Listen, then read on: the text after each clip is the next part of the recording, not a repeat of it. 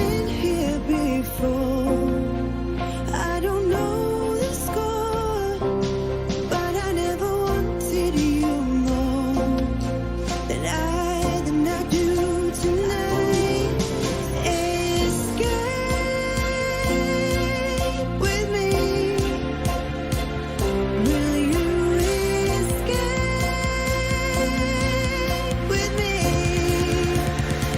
And we'll start brand new.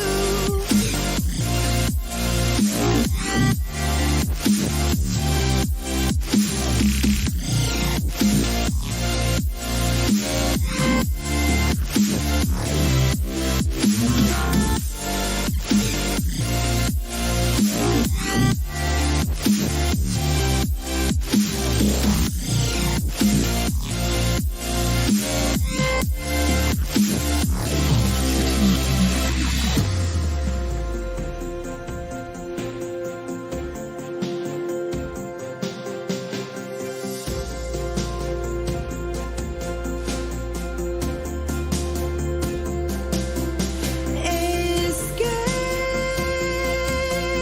with me. Will you escape with me?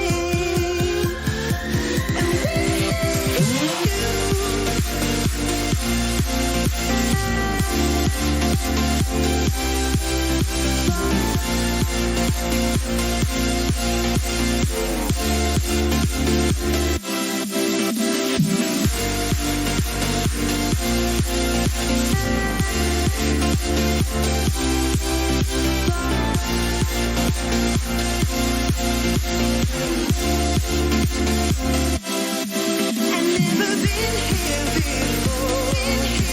I don't know the score, but I never wanted you more than I do tonight. Escape with me.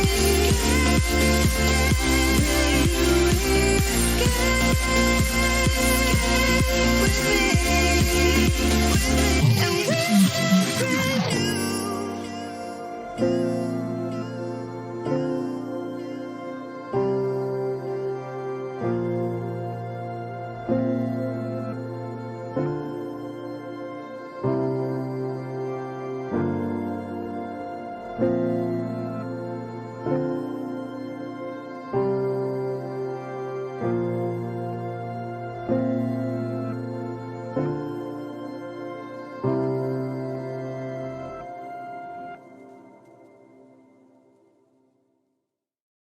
with me?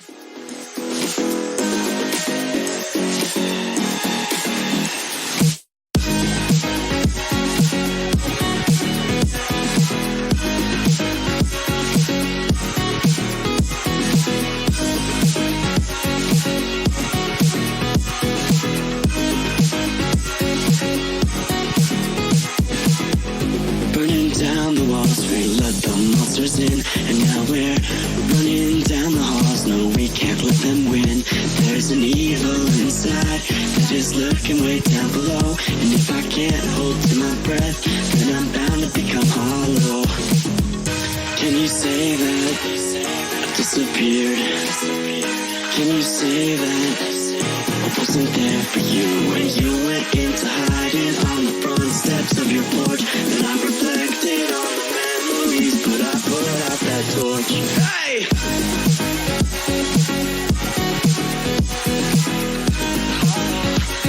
But I put out that torch.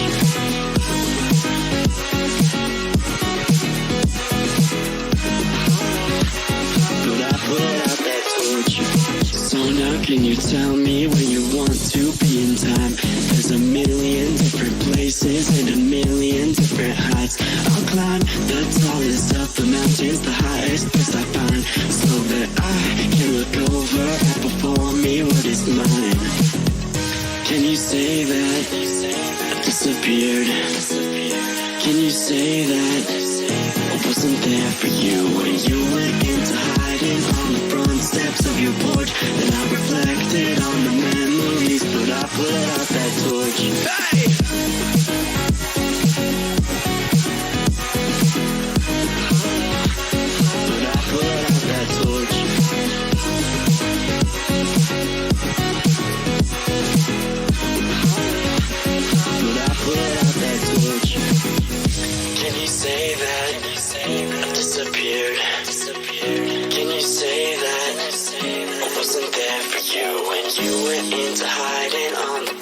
steps of your porch, and I reflected on the memories, but I put out that torch. Can you say that I disappeared? Can you say that I wasn't there for you? Can you say that? Can you say that? That's what I'm looking for.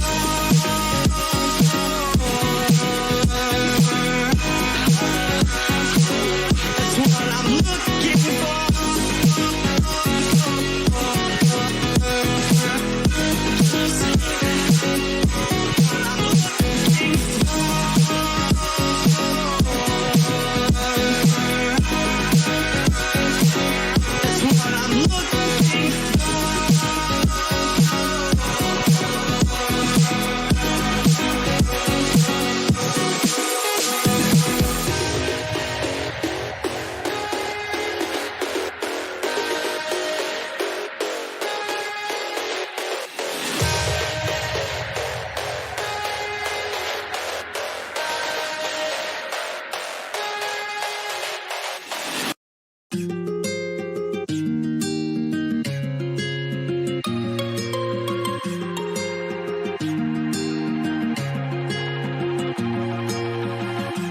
Looking past my reflection, thinking about what you mentioned. It was supposed to be the one to take every last pain away. Nothing on our loving, maybe time told us that we were different. Did it break you down? Staring at the ceiling, fighting off a feeling. One more minute, 'cause I just don't wanna come down. Don't wanna go back to how I used to be.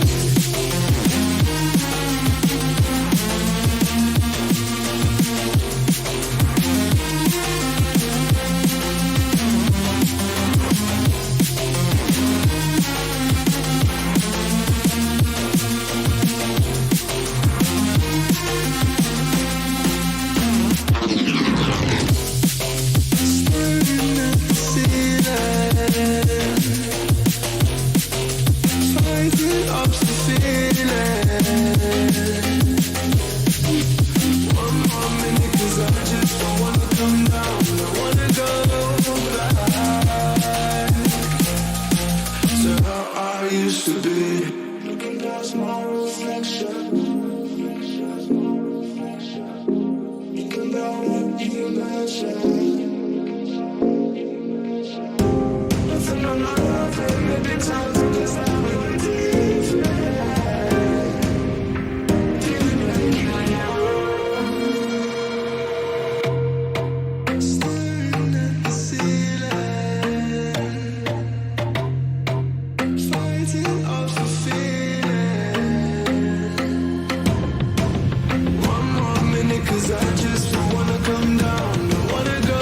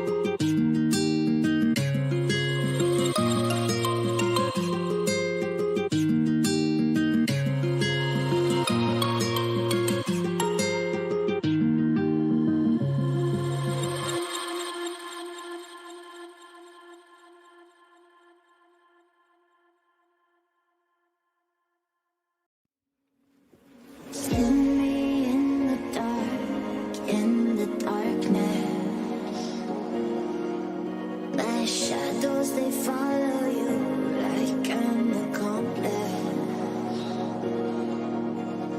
Lost all of your dreams, the night is harder. My shadows, they follow you. My shadows, they follow you in the darkness.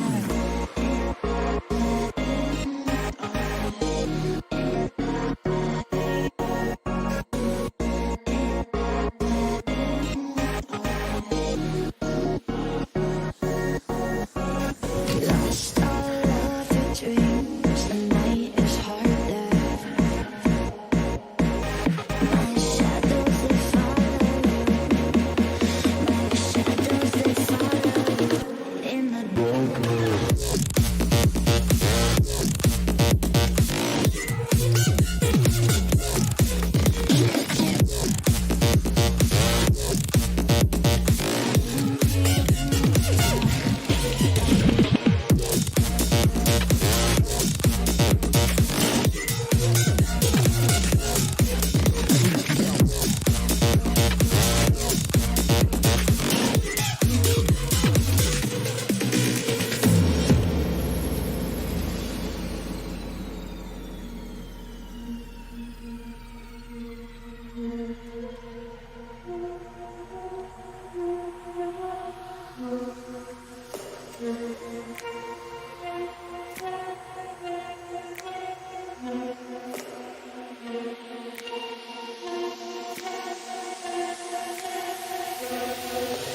Feel me in the darkness.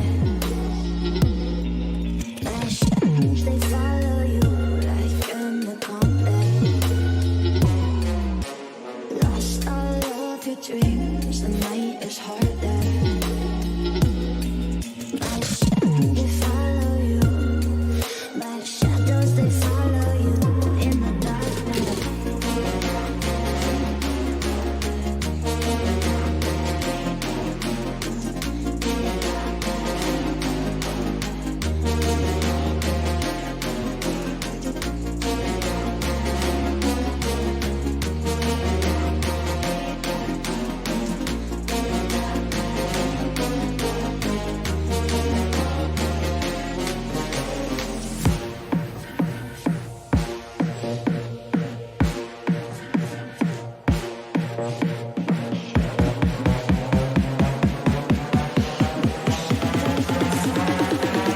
In the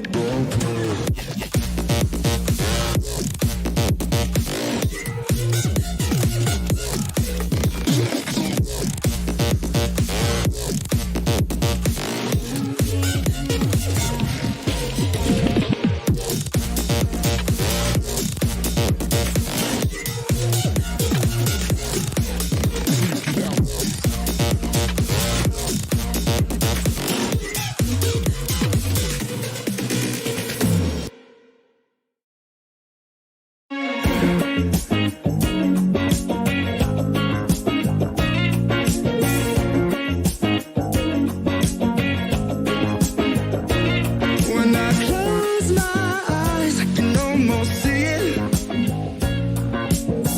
When I take a breath, you fill up my lungs.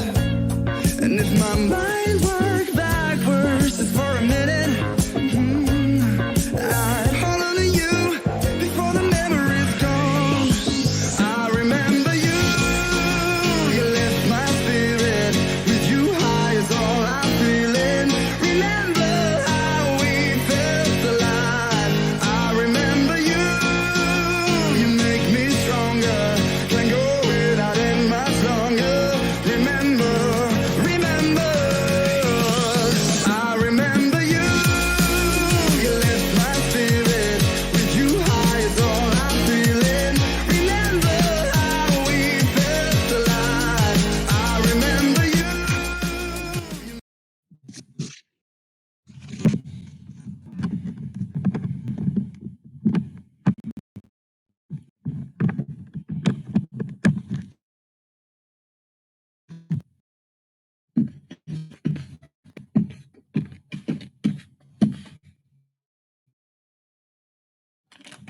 Yeah, lagging like a motherfucker.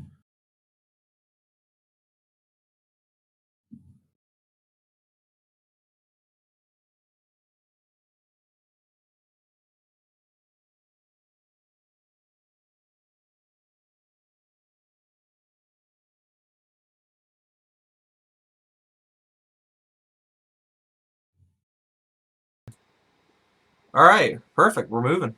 I don't know if I'm deafening or not, but Probably. probably yeah.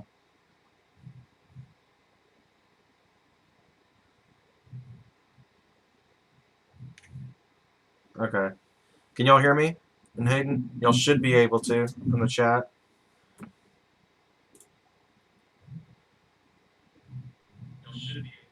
Yeah. Okay, perfect. Hayden can hear it.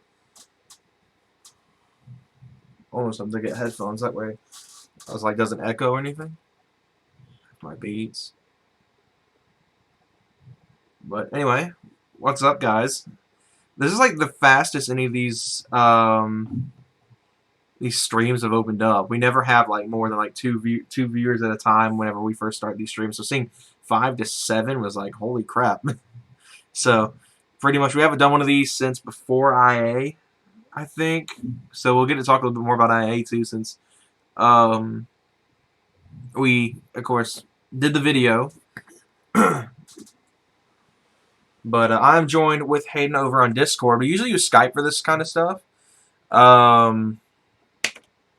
But Hayden got locked out of his account, so we're using Discord instead tonight. So apologize for the excess noise that my laptop will be causing because it is loud. I'm not using my newer mic that I picked up from Michael a while back. I'm using the webcam because I have an easier time setting it up. I always have to go through like a bunch of like excess stuff to get the microphone going. We're going to talk about a few things tonight. I'm going to do a video on the C8 next week, but we're going to kind of like talk about kind of like some stuff we hope to see out of it. That's pretty much going to be our opener for the night, is the C8.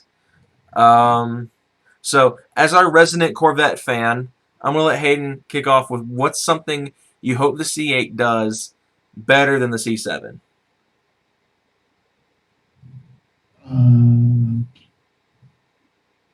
Goodness, Pacey. I don't know, better than C7? Yeah.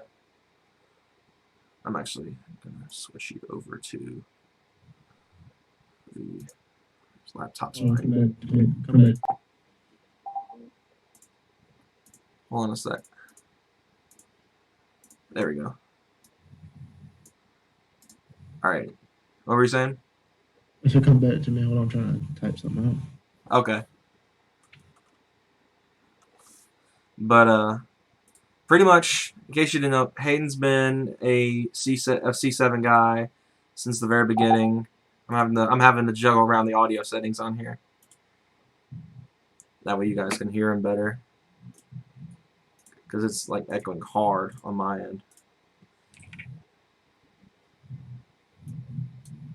What I'm going to do is I'm going to crank this down.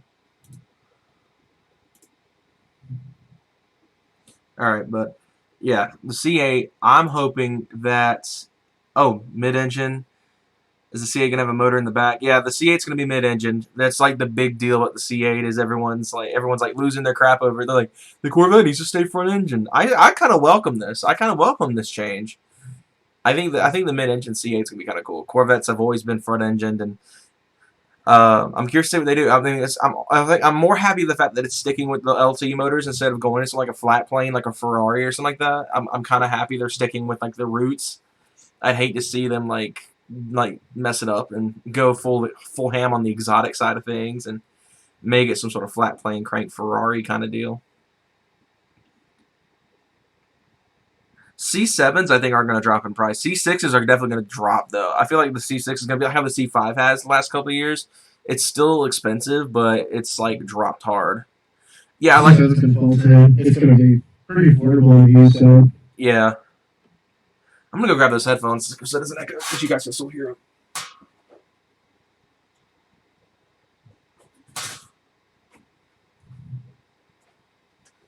Always happy to carry these headphones on the side. Let me just plug this in. Where's that box? There's the box.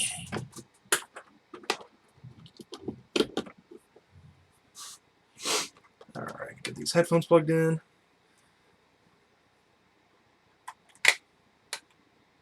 All right.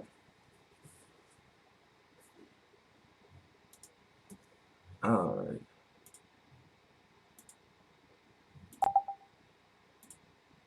right.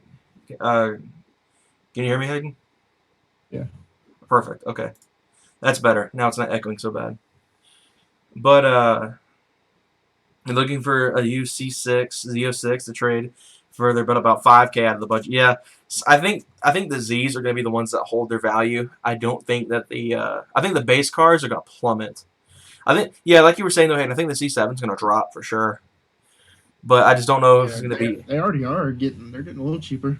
Yeah, I just don't know if they're going to drop as hard as the C5 did. The C5 just like plummeted as soon as the C7 came out. So maybe. I think the C6 is going to become the new C5 though. Yeah, you think it's gonna like become like $15,000? I don't know about like immediately. I think give it a couple years, but I think once the C8 comes out, we're going to start seeing C6s drop into the 20s, in the low 20s. Because it's hard to find a C6 under 20 right now. C6s are just holding value. The SN95s go up in value. I don't know. I think the Cobras might. I don't know about the GTs and the I don't think. Obviously, I don't think the V. Yeah, I don't think the V6s are, but I think the GTs are probably going to stay about where they are right now, if not get worse. I honestly think they're going to depreciate more. So I think the two valve in general is just so undesired in the Mustang community. No one wants to screw with it. I mean, think they have, and it's just like not the best.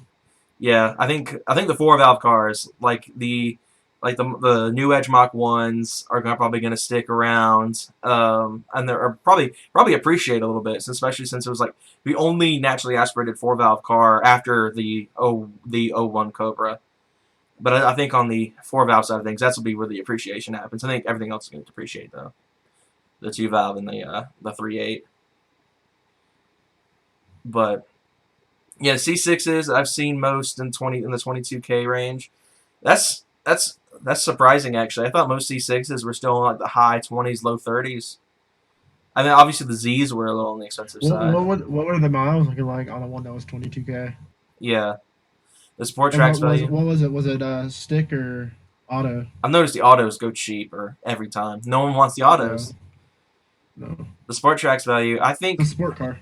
Yeah, I think the 2-wheel drive trucks are going to depreciate. Like I noticed when I was getting mine, the 4-wheel drive trucks. There were several dealerships that had 4-wheel drive trucks at the same price that were the same mileage as mine. They had them for like 10. I paid 3 for mine.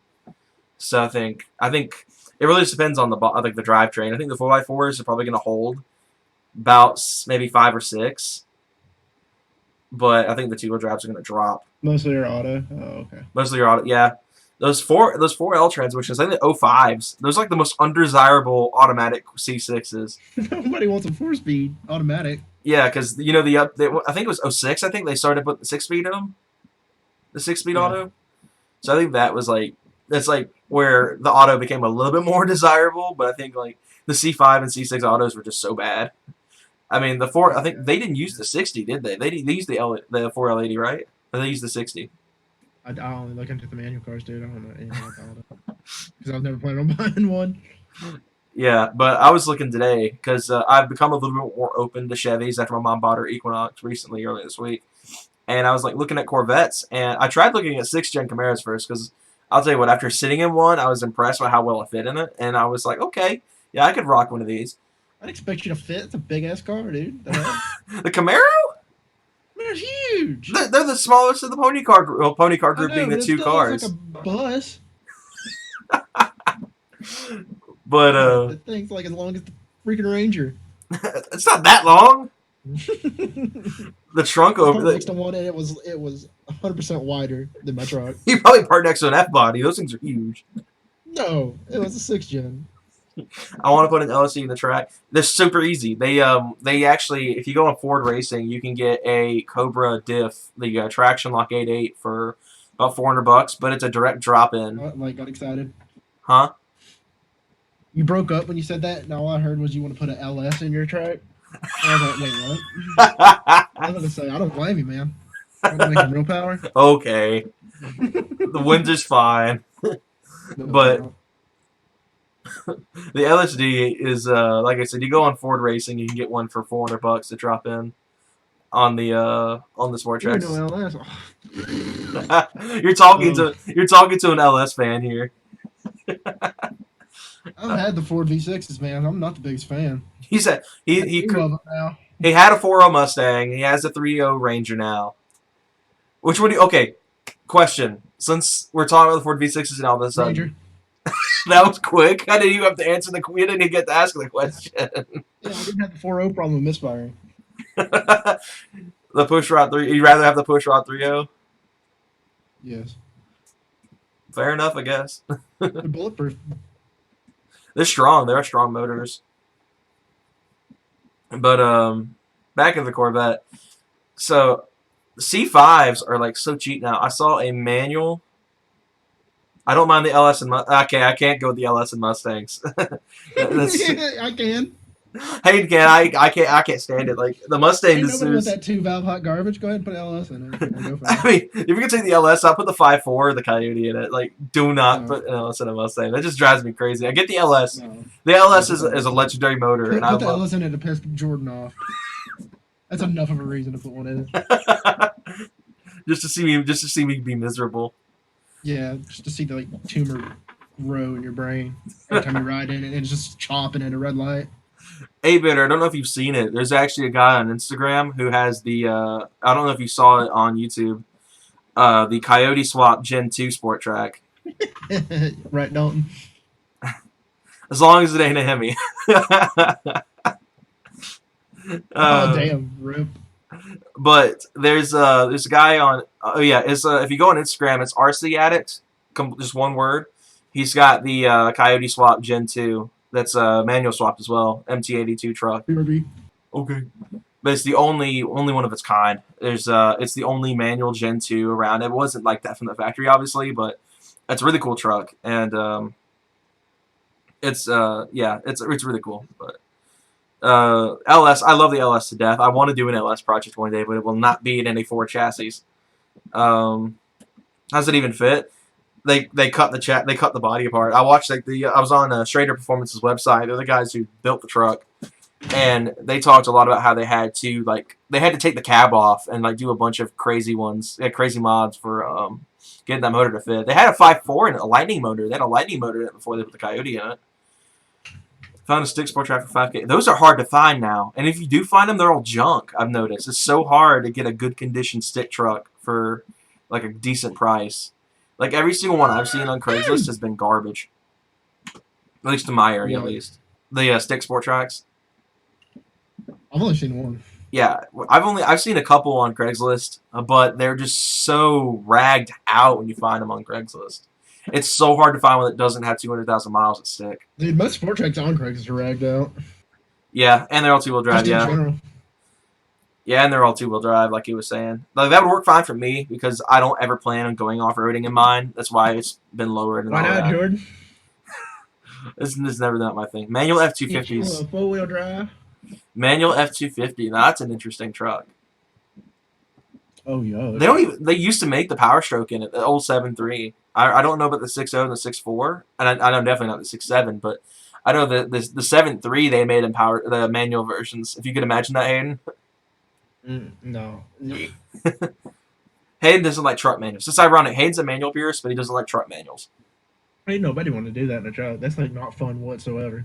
I was telling him the story. I had one of my old buddies, Ethan, in the high school. He had a manual S10, and I kid you not, the throws were like literally rowing a boat. But we were riding it one night, and he was beating the living crap out of the thing. He pretty much how he got it. He traded the 4-wheeler straight for it, no cash or anything. He was a straight trade for a 4-wheeler. So if you can get any idea about the quality of this truck, But it was 10 out of 10. yeah, it wasn't a good truck at all. Was it straight piped? No, it was full stock exhaust. Oh, boy. You should shot that muffler on. Just made the complete ensemble. It was a 4.3 Vortec. I mean, it was the whole 9 yards. But we were riding one night. It's about 7, 8 o'clock at night. The headlights are crap.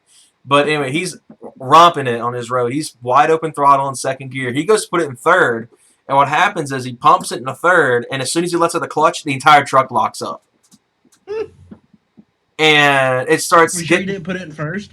No, he put it in third. I watched him do it. You hear a grind, and then it locks up. It Well, didn't. lock the tires up. Yeah, lock the tires up. He put it in first. I don't know. Maybe he did, but If it locks it up, he dropped it. He dropped it. He money shifted it? He put it back in first. he money Yep. shifted it. Yeah, like he money shifted it. That's what it like. If it locked up his tires, Yeah, I mean, it was bad. Like, it started squirreling around. I have my steering wheel control. You guys can't see it, obviously, but it was swirling around. Then he popped it back in the neutral, put it in, like, fourth or something like that, and it just went on its way. But, yeah, that met its demise. His dad was driving it one day because he would take it out sometimes for some reason. He would just take his son's truck just out of nowhere, not even asking. And he backed it in their gravel yard one day. They had a camper. And I don't remember if he forgot to put the parking brake on or something, but it rolled in and like destroyed the back of that truck from rolling into the camper. And Nice.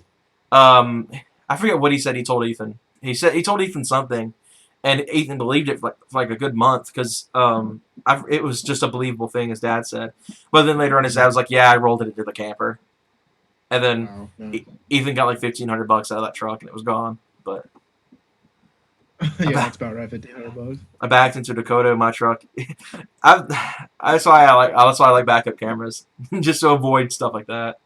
I mean, I've had my backed into something story, but I luckily haven't backed into a car. I backed into a mailbox. That's a fun story. It was the day after I got rear-ended, and I was backing out of my friend's driveway. The same friend that I was. He did it on purpose. Oh, rip. But with the mailbox, what happened with that is I got rear-ended. The next day, I took the same friend home, and I was still shaken up from the wreck. But anyway, I was backing out of his driveway, and he lived on a road, so he didn't live in a neighborhood or anything.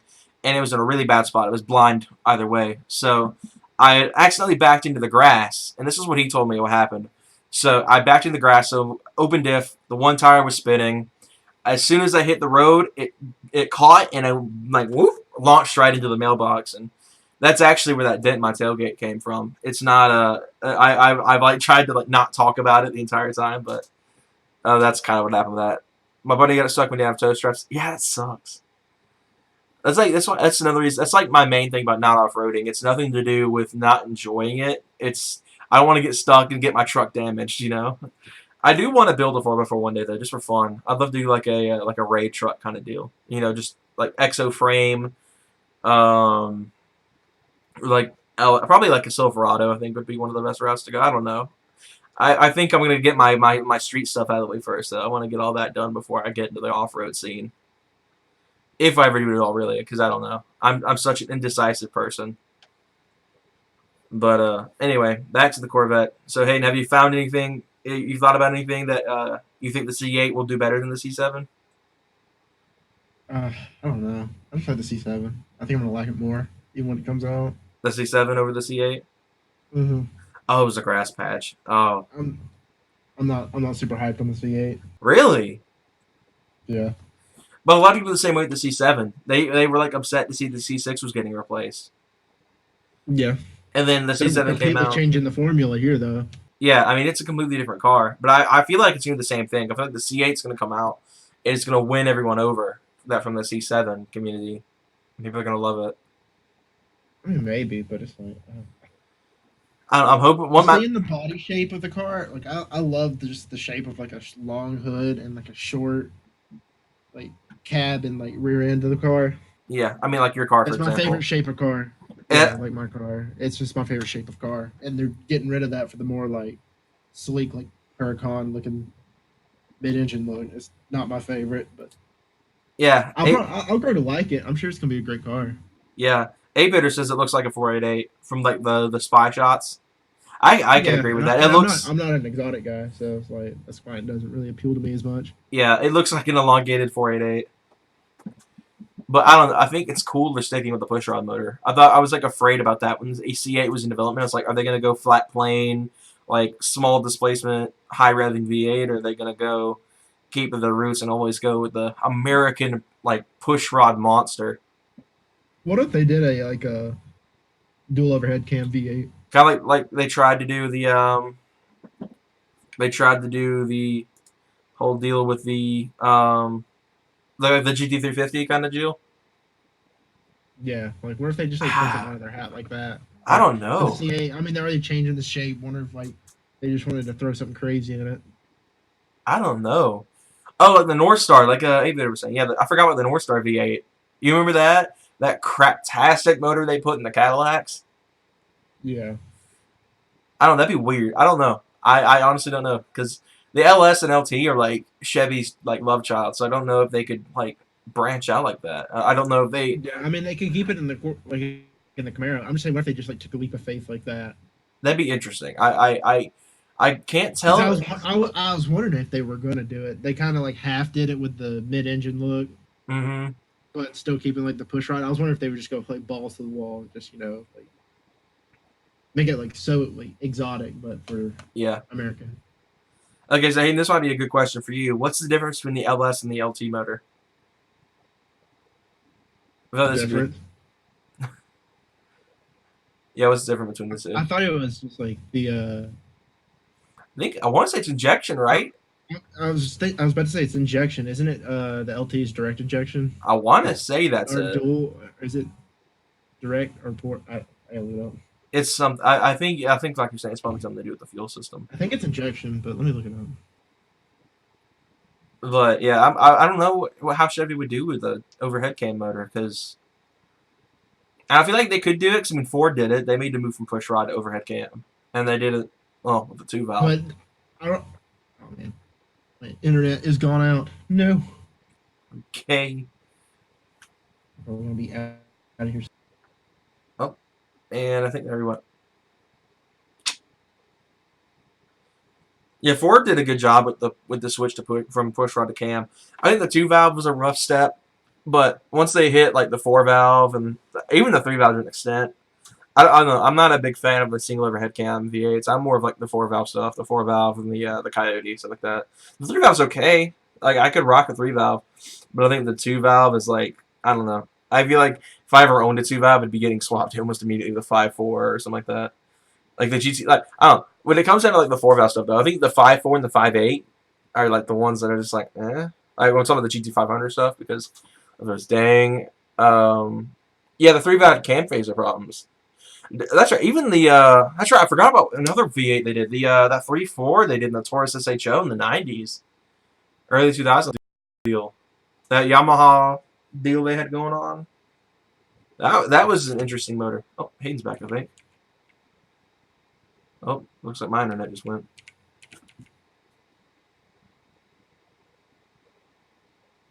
Oh, there it goes. Okay, we're back. But yeah, Ford's had like a couple like really good old like their dual brake cam stuff is way better than the single cam stuff. I think I'd rather have the 4-valve over the 3-valve and 2-valve though. I think Hayden would agree with this. I don't know if you can hear me. Are you still there, Hayden?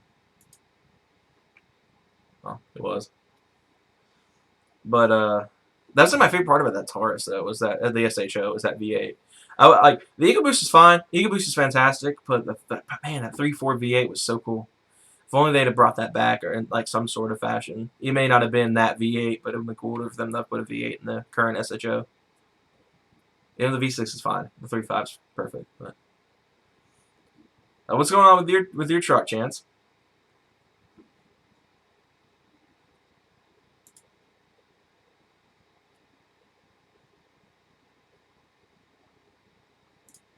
Hayden. Yeah, I think Hayden's kind of toasted right now. Want to LS the truck?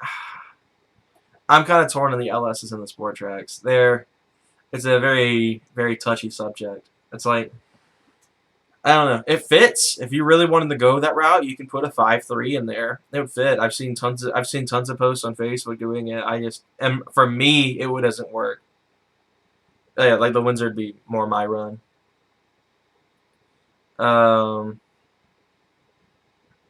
The Else works. It's a good motor, but I just don't know about the trucks. I'm about the Coyote would not fit in a Gen 1 though. The Coyote, like I was saying earlier, Schrader when they did the Gen 2 with the Coyote swap, they had to tear the sucker apart. I mean, it's like you would have to do like you'd have to tub the truck out hard. You'd have to have like a raid truck front end pretty much to even remotely get close to fitting any of the 4-valve modular motors. Like the 4-valve doesn't fit. Any 4.6 or 5.4 doesn't fit. Anything that's overhead cam minus our 4-liter V6s, they don't fit. Coyotes don't fit. The 4-valve don't fit. The 2-valve don't fit. The 3-valve don't even fit. The Gen 1s. Gen 2, I mean, if you really want a V8 Sport Track, the best way to do it is to get a either 5.0 swap a Gen 1 or 3-valve Gen 2. Fortunately. The EcoBoost, that'd be another one you'd have to do some fab work on. There is a guy who did the 3.7 in one. It's on YouTube somewhere. I forget the name of the channel. But if you just look up 3.7 swap Sport Track, it'll come up. Yeah, the LS is something. Yeah, the LS is just a good motor to learn on. It's such a simple motor. Like it's a good. Like I was saying, it's a good motor to learn on. And like I was saying, I want to do an LS project one day for sure. There you are. We were just talking about LSs and Sport Tracks. Do it. Again, our resident LS boy. He's going to be about a. I've been telling him we need to put an LS in the Honda if it blows up, but he doesn't want to do it because he doesn't like engine swaps. I'm not running my 50-50 weight distribution. Put a 2J in it. It's still too heavy. That's right. Didn't they say the 2J weighs more than the LS? Yeah. That's weird. How does a 6-cylinder weigh more? I think it's iron, right? And the Maybe LS, like a true LS is aluminum. The truck motors aren't. Oh, did you see that Subcalo 4 bought a LS motor for like I forget how cheap he said it bought it for, but he got a hold of one and he's gonna put it in his S10. What? LS like it was a truck motor. It's I think it's a 6.2, maybe a 5.3. I'd have to look. Is the 2JZ iron block? Let's find out. Yes, it is. Yep, cast iron short block aluminum head is the 2JZ GTE. North American versions put down 320 horsepower, but leave a whole lot of wiggle room for much more. And the power gains are made possible. Just a little bit. Huh? Yeah, just a little bit of wiggle room. Yeah. People compare your truck to a Ridgeline? No, I've never had anyone compare the truck to a Ridgeline. Ever. They're basically the same truck. It's in the same group, but the Ridgeline... the Ridgeline, I don't hate it. It's an interesting truck to say the least, but I don't know. We have one in the family. My uncle actually owned a Gen 1 truck, and then he moved on to a Ridgeline. And he kept that. He paid that sucker off, and then my cousin drives it now. He's getting ready to sell it. And I mean, they're strong. If you really want like a long-lasting SUT, it's one of the higher-up options, and it's a lot newer, so you get a lot better tech than you would in, say, a Gen 1. If you don't wreck it, because it's the only of the SUT class, you know, the Avalanche, the Track, and the Ridgeline is the only one that is what I'm trying to say, unibody construction. So if you get a wreck, and there's like the bed is part of the frame, so if you get into a wreck in a Ridgeline, it's almost guaranteed it'll get totaled. It's not like our trucks and the Avalanches where it's very easy to fix. Everyone in my school has Rams and Silverados. It's very much like that when I was there, when I was in high school. And when I was in high school, a lot of kids had... The most popular was Rangers. You saw a lot of Rangers at my high school. Ranger Squad. There were so many. Gosh darn, Rangers. Like, if you had been there, Hayden, when I was in school with me, oh my gosh, you would have seen the biggest Ranger meeting in probably in the state of Georgia. They're cheap and they go forever. Yeah, I mean, they're tough trucks. And I was one of 3 Sport Tracks there. There was a red fire truck, and then there was 2 blue ones. The rare blue one? Yes, the rare blue one. How'd you pull a 2500 with that? I bet it was probably super hard in the transmission. Those 5Rs are glass cannons. I should know. I've killed 2. Well, I've killed 1.5 pretty much.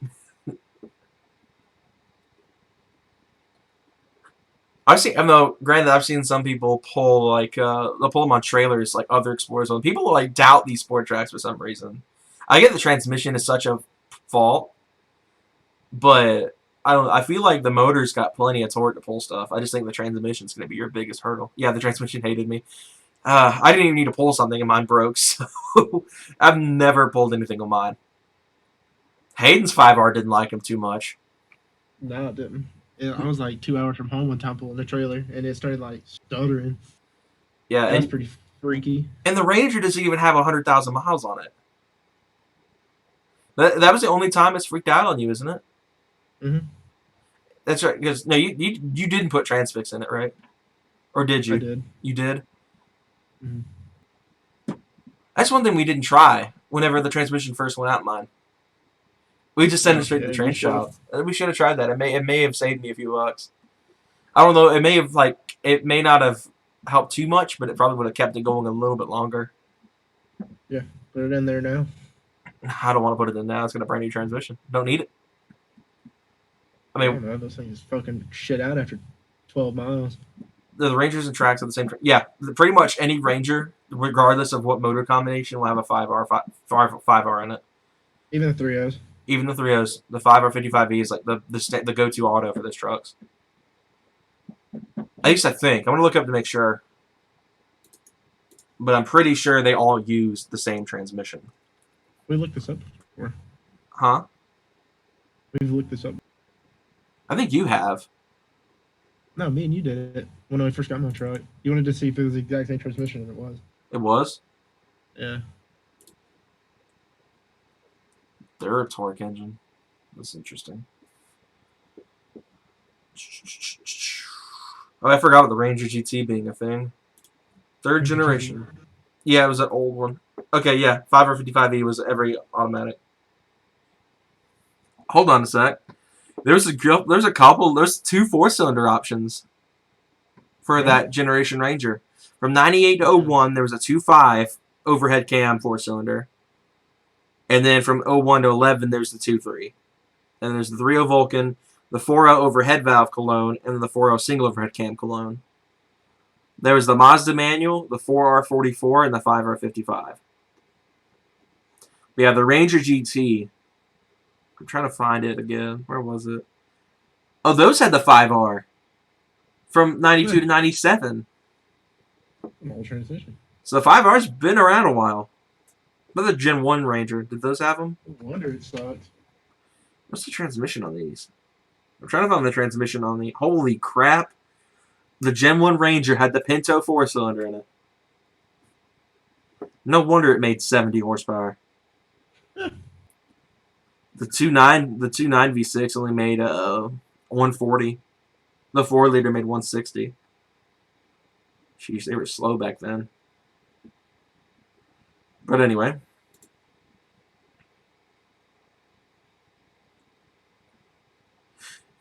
Yeah, mine. Some guys are lucky at the 5Rs. Some people will get them and they will last forever. Some people, like myself, they've gone through 2.5 pretty much. I killed the torque converter solenoid as soon as it came back a couple months ago. Mine's got 233,000 miles almost now. Jesus. Almost 233. It's like 232.6. But it's on its second. No, it's on its third. Because it blew up the factory one at somewhere between 80 and 150,000. And then mine went out the second time at 230 something. Can't remember when. But then I got it back, put 1,000 miles on it, and then the converter clutch solenoid went bad. So then I had to take it right back. And here it is now, perfectly fine. I haven't had an issue with it since. But on the 4x4, I don't know if that adds more strain. I don't know enough of the 4x4 trucks to tell you. My specialty is mainly in the 2-wheel drive stuff. But it might put a little bit of extra strain. I don't know. The 5R pretty much... Huh? It weighs more. Yeah. The 4x4 probably... Yeah, I mean, since, like Hayden said, it weighs more, it probably puts a little bit more strain on it. But The 5 arc pretty much is just a glass cannon. They can go out at any second. Like mine did. Mine went out of nowhere. Like I didn't like. I noticed at first mine was starting to burn fluid. I had to put transmission fluid in it a couple times. So maybe that was like a warning sign to keep an eye on. Because I didn't get the OD off light. It just went out. I was like unlucky enough to get the OD to not get the OD light. Because most times when the transmission goes bad in the Ranger, the trucks, the overdrive alpha light will start flashing. And I didn't get that when it went out the first time. I got it in the converter solenoid when it went out, but I didn't get it when it blew up. 169,000. Yeah, I mean the motors can take it. The transmissions are what like that's literally the only. 16,900. I think he meant type 169,000. I mean, unless he's got 16,000 miles, which would be I was crazy. just wondering if it was like a fresh rebuild. Oh, if it's a fresh rebuild, maybe. I get a whole 12 miles per gallon. Oh, I probably get worse. I get worse.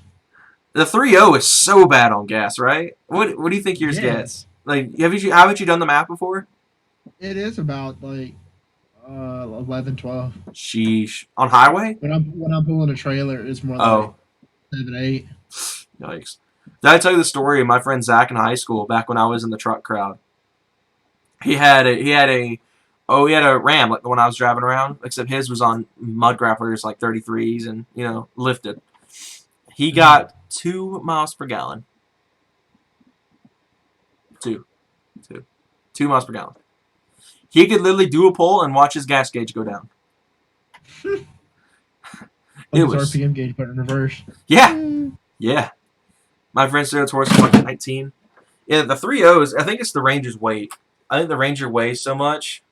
And the big ass stupid tires who put theirs on my Ranger, that fucking kills gas mileage, but nobody's business. Yeah, the Rangers got they're not mud grapplers, but they're bigger than stock. I Yeah, they're think. still terrible for gas mileage. Yeah.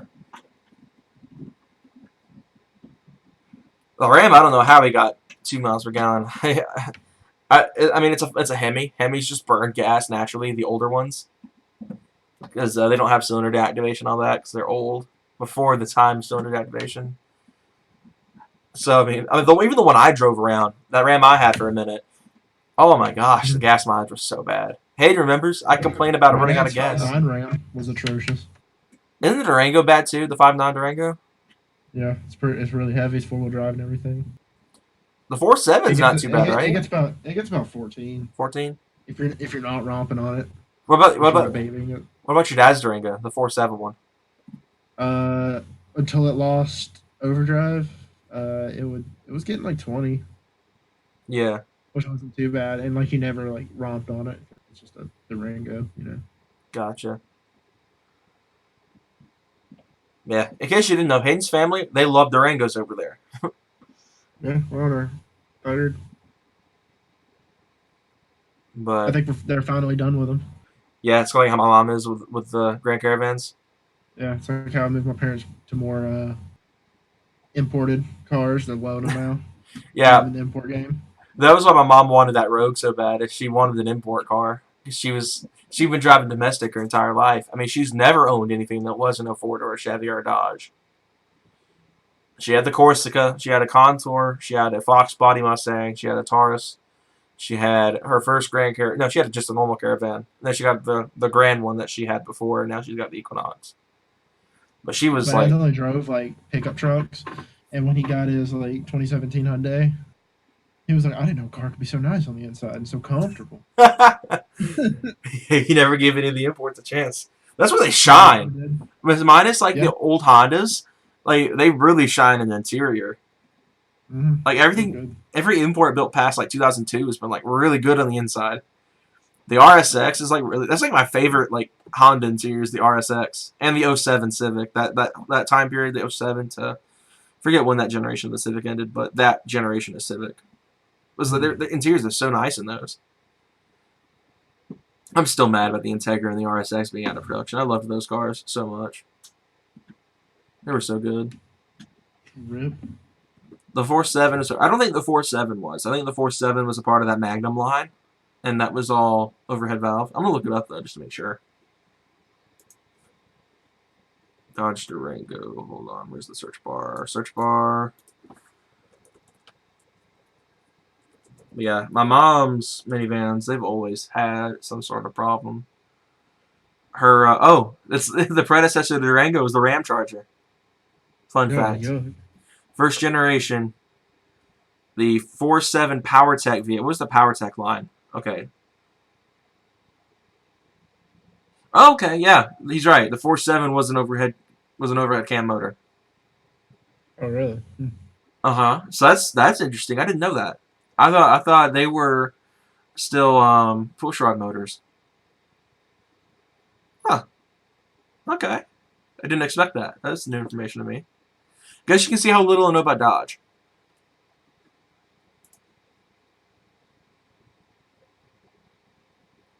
The Integras are nice. I wish I had one. It's like my favorite Honda, I think.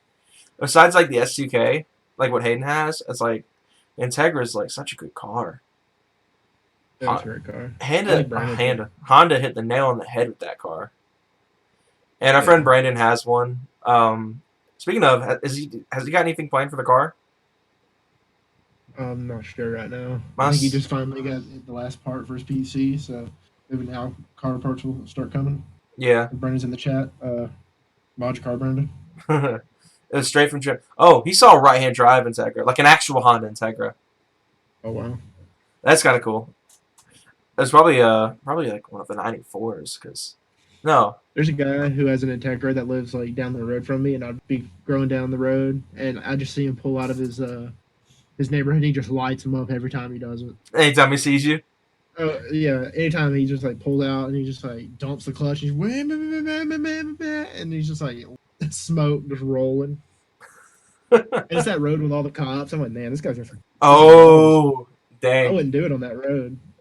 Some guy in a Silverado saved me the last time I went to his house. I was going about 5 over on. I know it doesn't sound like much, right? But some like GSP is like super strict on that, and I'm coming up the road. The Silverado's coming the other way, and he just starts flashing like crazy. I'm like, what's going on? I'm like, do I have like I don't remember if I had my headlights on or not, but I was like, I guess I was thinking to myself, like, do I have a headlight out? And then I was like, maybe there's a cop up ahead. So I accidentally dropped it 10 under, or no, not 10 under, 5 under the speed limit. I cruised by him, and sure enough, he's on a hill at this church. And I'm like, oh, hi. And I just went by. Virginia, oh my gosh. You should have romped it in front of that cop. Goodness. He Virginia. was mad at it. Hayden, have you heard about how bad Virginia is? Yeah, I'm never going through Virginia. Well, I have family in West Virginia, so we have to drive through there all the time. And anytime, my dad has a red Mustang, so when we were taking it up there for the first time, it's the only time the Mustang's been out of state. We took it up there, and my mom called us. She called us or she texted us right before we crossed into Virginia, and she was like, "All right, watch the speed limit," because she knows Virginia cops are ridiculous, and my dad has a tendency to speed, so. And yeah, radar detectors. So they go. I heard that they have radar detectors. Like they can detect your radar detectors. Wow. Like they are that crazy about their police revenue. I'm gonna get a jammer. And they try. That'll probably get you to prison. Yeah, well. But they try. I remember they tried to ban Waze. Hey, you've heard the Waze that before, right? Yeah, we can work cops. Yeah, and I use it sometimes. I don't have the app on my CarPlay, but I should. Yeah, I remember Virginia tried to like make a law against that. Oh wow. There's a video on YouTube of a trucker one that got wow. I never heard about that besides like that June Blues video he did on it. So that's kind of crazy that Virginia is that nuts about it. And I forget what I think you get charged with reckless either way. If you get charged with speeding, they hit you with reckless too. At least that's what I've been told happens. So I mean, you get some nasty tickets to get pulled over for speeding in Virginia. But I'll have to keep this chat live after the stream goes down. That way I can go back in and look at all this stuff because he's about to put a link to that video in there. But yeah. Anything you want to add to the C7, Hayden? Or the C8? Oh, to the C7, I would love one. And the Anytime, C8, no, I'm good. anytime anyone mentions Bladed Angel C7 around him, he gets so like, oh, I want it. Just minus Yeah, the and auto he doesn't even part. appreciate it. He just, yeah, when he first got it, he made some posts, and we were just like, does he not like it or something? But I think, and now he likes it a lot. I follow him on Twitter and Instagram, so I mean, I get to see all of his posts about it, and he seems to be liking it fine now. But at first, it didn't sound like it.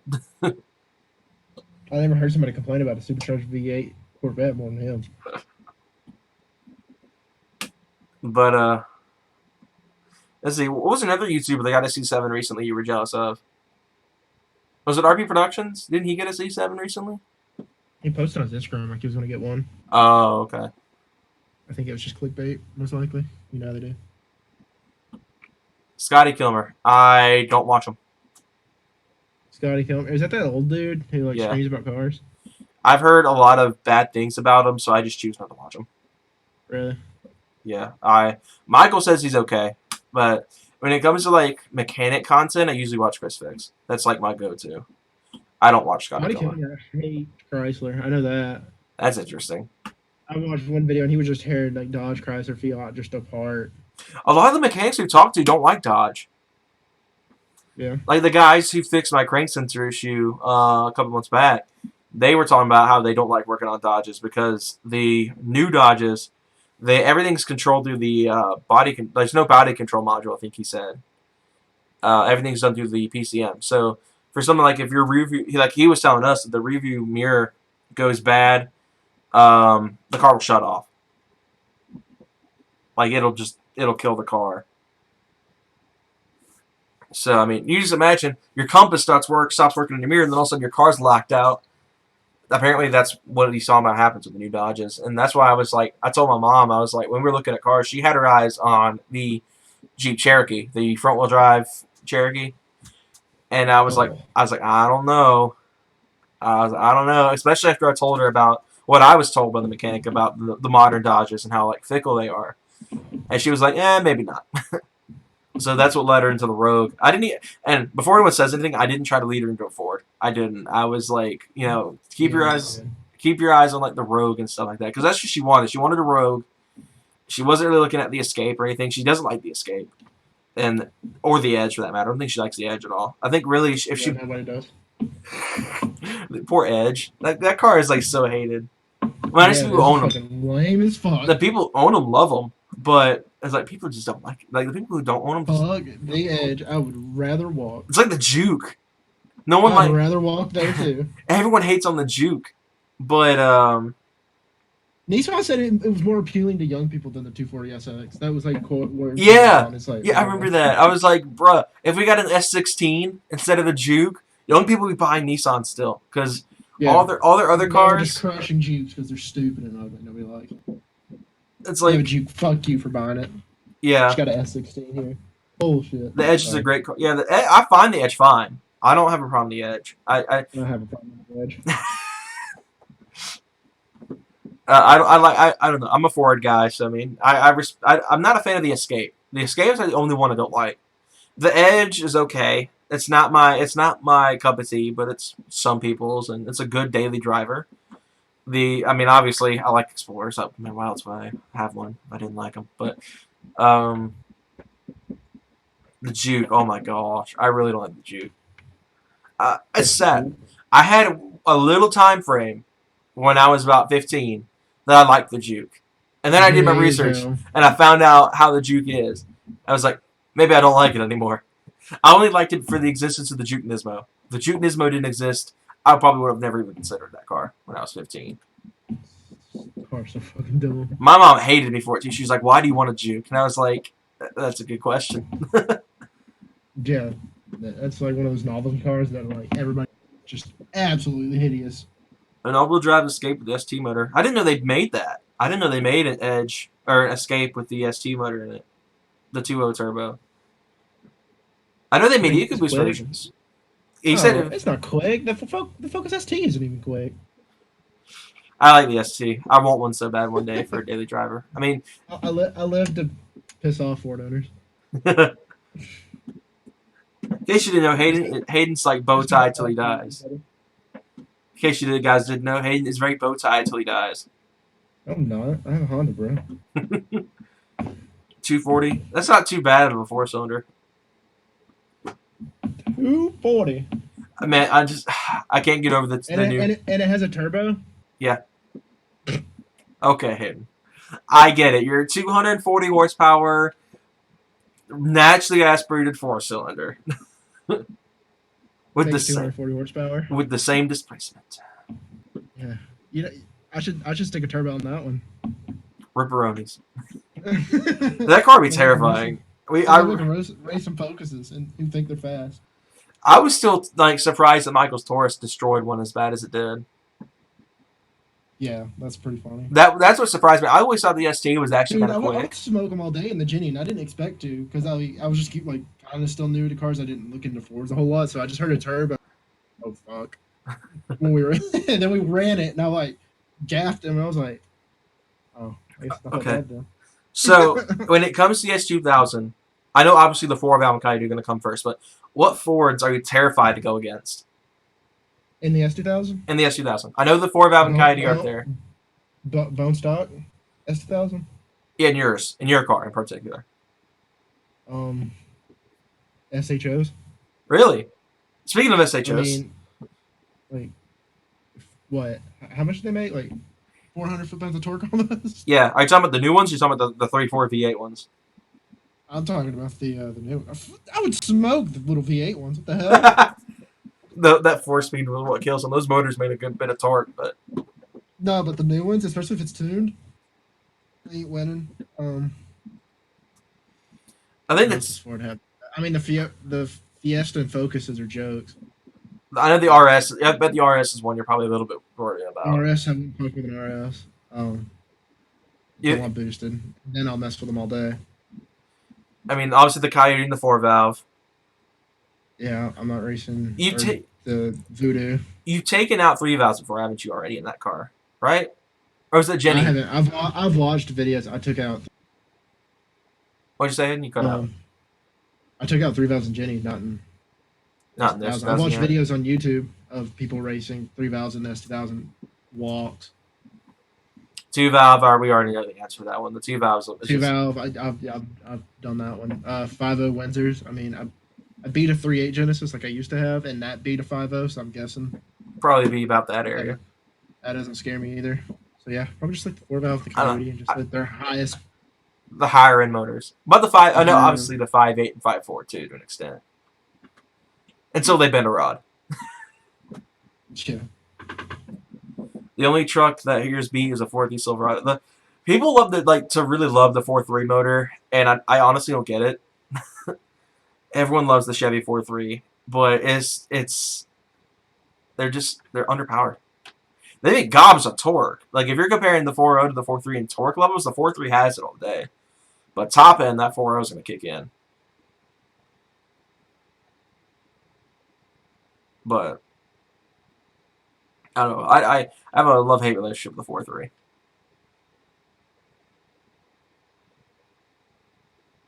And you still there? Mm-hmm. There you are. You went completely silent. It's like, did he go offline? I'm sorry, texting. So, but yeah, like other higher end motors or like is like no goes.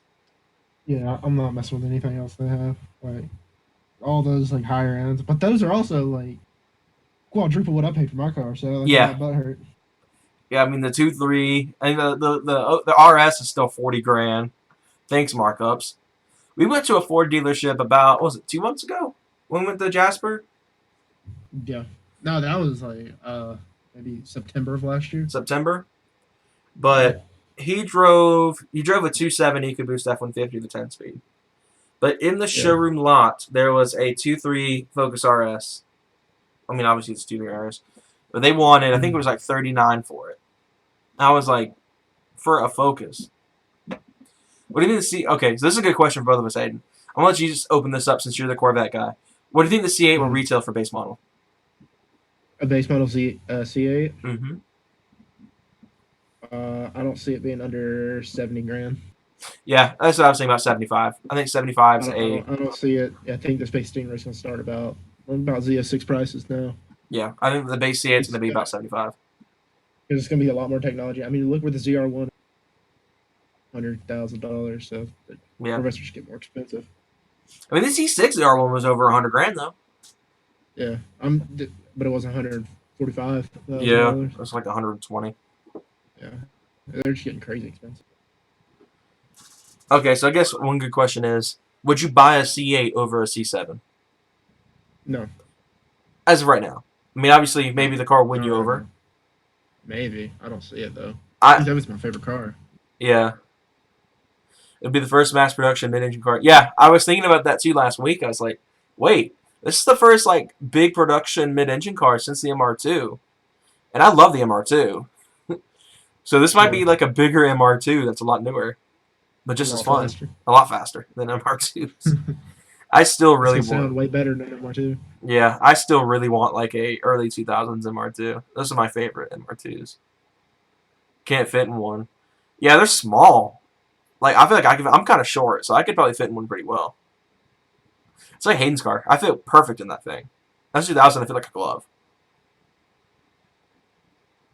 But you know, anything like smaller, I don't know. I fit in a Miata okay. I think I have a little bit of a headroom problem in the Miata. That's not too bad. I could fit in a Miata. I don't know about anything smaller though. I haven't tried anything smaller than a Miata. I'm 6 foot. Yeah. Pretty much like Hayden's height, for example. Hayden, you have the seat all the way back in the S2000, don't you? Mm-hmm. You do? Yeah. It's as far back And as in you the can go. Ranger. And in the Ranger. Well, you just sit far back in general because you have the seat all the way back in the Genesis too. Yeah, I had to see it all the way back in the Genesis. I sit back as far as I can. You got stuck in a Miata the auto show. I got stuck in a Golf GTI. That was a fun story. It was I don't remember if I filmed it or not, but it wasn't the last auto show video I did. It was the one before that. If I did one in 2017, I don't remember if I did. I want to say it was 2016, 2017, one of those 2 years. I got in the Golf GTI. It was a Mark 7 GTI, and the seats were fixed, so they were really far up for some reason because the cars don't necessarily have full power on the battery there. So I go to get out, and the Golf GTI I was sitting in, I forget what they call it. It's like a track pack version of a GTI, whatever it's called. But it had Recaros in it, and I don't ever get into racing seats, obviously. So I had to fight myself to get out. Keep in mind the seat, again, is really far up. So I managed to fall out face first onto the floor of the Congress Center and had to crawl my way out of the GTI because I got stuck. Good Lord, Jordan. You would have loved it, and you probably wouldn't have stopped laughing at me. Oh my goodness. I wish we could have put that on your YouTube channel. If you'd been there, I wouldn't have been surprised if you didn't film it. That'd have been hilarious. I saw 2 2019 GTs at the Columbus Auto Show this year. Man, I know the GTs have been going around this year. I don't remember if they were at the Atlanta show or not. We didn't go. But I know the Mark V was there. The GT500 was there. I saw them with the GT. I like the GT though. If like I would like if they weren't 400 grand, I'd have one. I was like, okay, so Hayden, what was your initial reaction when they announced the GT was gonna have the 3.5 in it instead of a V8? I was down with it because I like the 3.5. Okay, yeah. I was confused at first. I thought the GT should always stay a V8 kind of car because that's been their niche. With the GT has been V8s. I mean, the GT40 was a big old V8. The 5.4, 05, 06 GTs were V8s. So I was like, that's interesting. They're going V6. Oh, that reminds me. That's V6 though. Yeah, that's a good V6. So, okay, so hey, I remember this comment I saw on Facebook that you're going to love about the C8. Mm-hmm. The comment was, I'm trying to remember this off the top of my head because this was like last week when I saw it. Why are they doing another V8 in the Corvette? They should go V6 like everyone else is. Thoughts? V6 like everyone else is. Thoughts? On Who else is going V6 besides the GT? That's all I can think of. That's what they went with. Everybody else. They generalized a little bit. Yeah, I mean it's kind of a stretch since there's only one other company, but sure. I couldn't do it. I could not do a V6 It's Corvette. not going to sound as good. I could not do a V6 Corvette. That's one car that needs to stay V8. It's always been V8. Except the C1. I think the C1 was a straight 6. But everything from like the late I think the late C1s and on, they were V8 only, and that's how they need to stay. I could not do a twin turbo V6 in the Corvette, or any V6. Anything smaller than a V8 would not work on the Corvette for me. And I feel like you agree with me on that one, don't you? Or do you think the V6 could work? I wouldn't want one. You wouldn't want one? Corvette. No. That's a car that should stick V8. Yeah. What I if they? should have stood with the body style it had, but that's the point. Well, I mean, they've been trying to do a mid-engine Corvette since the C2, but Chevy kept fighting it, and then they finally gave with the C8. But heard about it. Why'd they give? The V10 Mustang. That'd be interesting. I feel like it'd be too much though. I think it'd be overkill. I think They had to make the Mustang even bigger. Yeah, they would. 'Cause, I mean, I don't know. You can fit the Triton V10 apparently in the new Edge chassis. Coyote makes more power. Why would you want to stuff it? It does make more power than the Triton motor. Why would you want to stick shittier in it? Like, nah. I didn't know they made an S95 V10. Unless there's like a limited. V10? What? Unless there's like a limited edition. Was that like a one-off thing? Let's see. Probably was a one-off thing. Oh, Let's find out. Time to do some Googling. Where's SN95? That was 94 to 04. I'll just go to the general article for the SN95.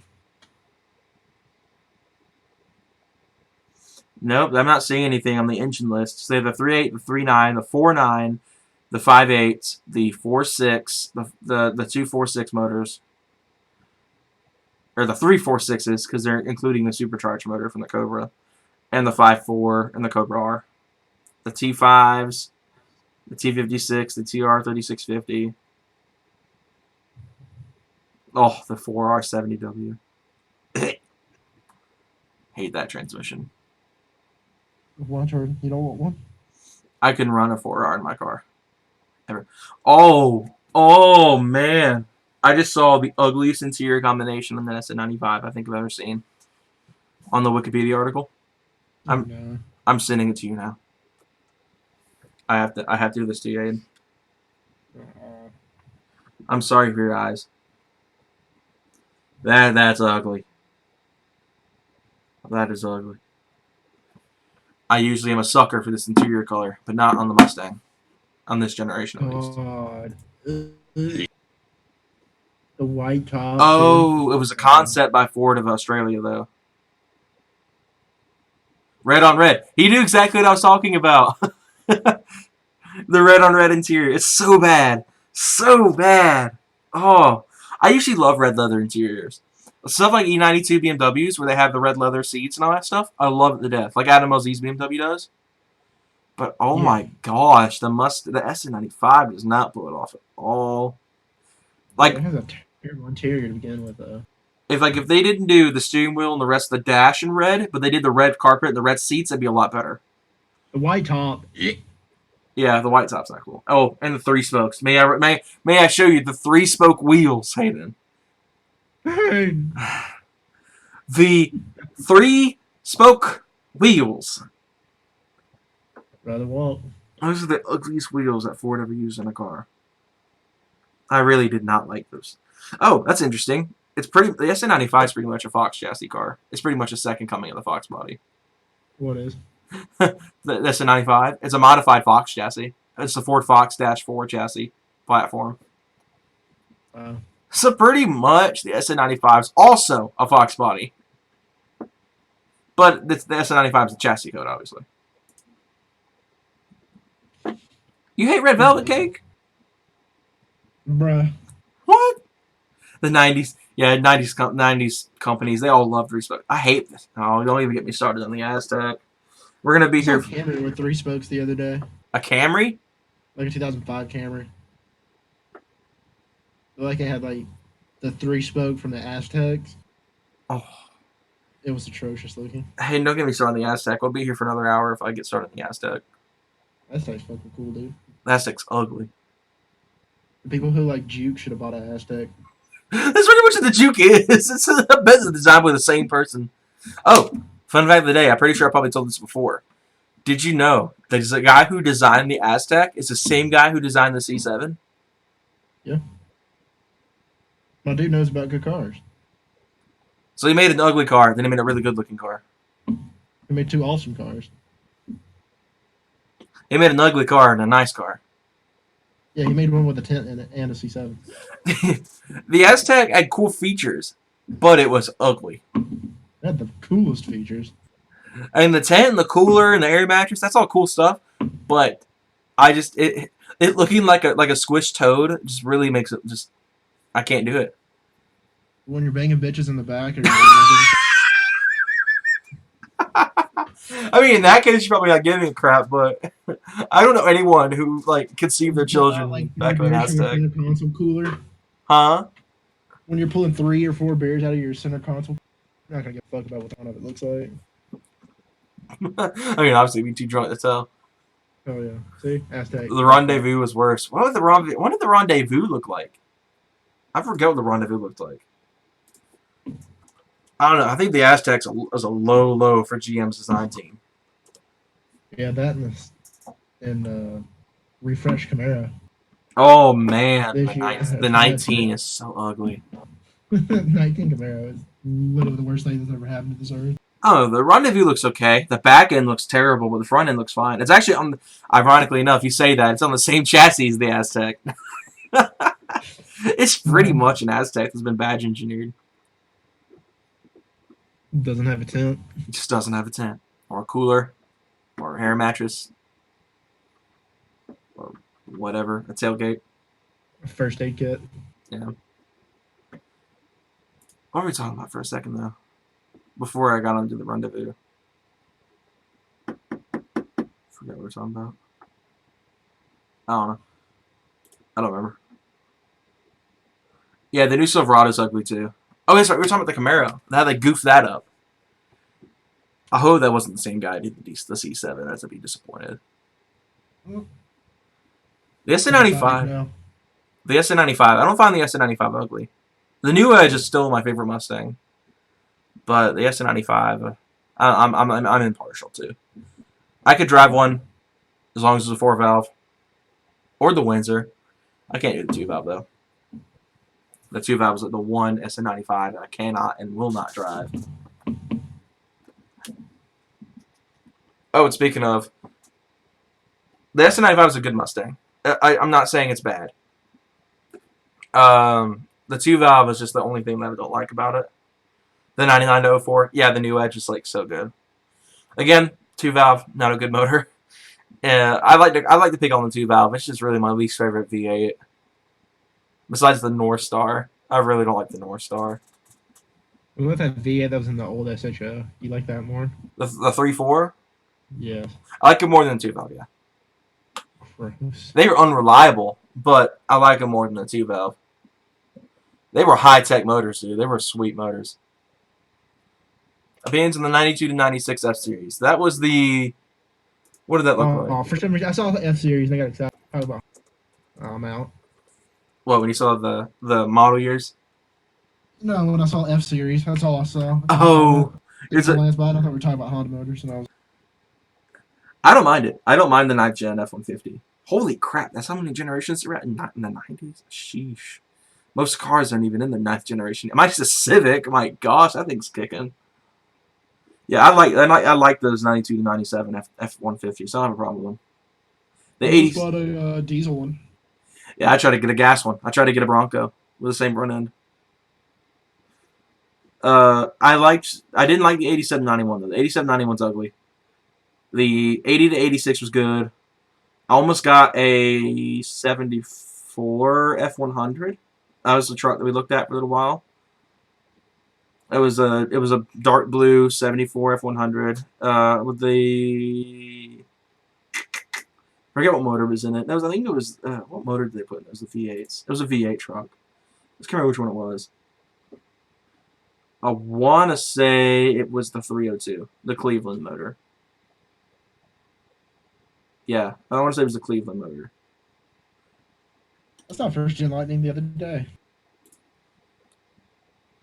Yeah, the Lightning's cool. The first gen Lightnings are like they're starting to die off. But since the second gen We was so don't much, see them ever. yeah, the second gen was just more popular with the supercharged motor. But the first gen's cool. The first gen is the only Lightning that came in stick. Okay, so since we're on the Lightning, Hayden, would you rather have a first gen Lightning with the stick, or would you get a second gen with the blower truck? I don't like truck manuals. So second gen truck. Yeah. You've driven a Lightning. It just sucks. The dealership guy was like, "Oh, don't romp on it." I'm like, oh, I'm test driving a truck with a supercharger. I'm not supposed to run up on it. All right, dude. Then I'm not buying it. Yeah, I mean the Lightning's my So dream dumb. truck. That's like the only reason you didn't like it, right? It's because you couldn't get to experience like what it does. I mean, I just got to push it around like a normal truck, like I drive my Ranger every day. Yeah, that's boring. Some dealership people like that though. I've noticed. Like the guy that you drove the TA with, that guy was a legend. Dude, he told me to drift it, and I'm like, dude, I'm not drifting that boat. He literally told you to tip over. He was like, "I'm not." He was like, "Don't drive this thing like a wuss." And you beat the crap out of that TA. Like I could if it was manual. What, the Lightning? I didn't. No, the Oh, the TA. I could do some clutch dump. I'm not gonna neutral drop it. Yeah, we think that's actually where Michael got the idea for the Charger from. Was that day that he rode with me and he rode with me while Hayden was driving that TA. You should have seen his O face when it was shifting. First time you ever heard that live sound that Dodges do. Is he in the chat still, or is he off? Because he was in the chat earlier. I don't know if he still is. He was in the chat like right before we opened up the camera. There's 4 people watching, so maybe he is. I don't know. But Michael, can you confirm, if you're still in the chat at least, that was your inspiration for getting the Dodge? I don't know, because he always how wet were your paintings that day? because he always wanted. He talked about getting a Grand Cherokee, but those are just so expensive now. The SRT versions of those. Dude, they're absurd. Didn't they say they had a Trackhawk that day when he was looking at his, right? When he bought his Charger. Yeah. But he thought about it, and then he was like, "Oh wait, it's 70 grand." Jesus. That's actually the same dealership my mom went to drive that Cherokee before she even looked at the Rogue and the Equinox. She wanted that thing so bad. That's all she could talk about. Before changing her mind about killing off cars, I sure darn hope so. We lost the SHO. We lost the Fusion Sport's okay. It's okay. We lost the STs. We lost the RS. Like, man, we got the RS for a whole 2 years and it's gone already. I'm so mad about that. We only got one. We only got one Focus RS and it was gone within 2 years. And they commanded absurd markups. And the RS was such a good car. RS was just so perfect. And then Ford was like, bye. I'm so mad about that. Man, that still drove me nuts. When I first saw that, I was like, you gotta be kidding me. But I think the SHO is the only one left out of all those performance Fords because the RS is gone, the Focus itself is gone, the Fiesta's gone, the Fusion's gone, the Taurus I think is the only one that's left, and it's due to be discontinued. I think by the end of this year. The Flex is the Flex still in production? Oh. The Flex is not a good looking car.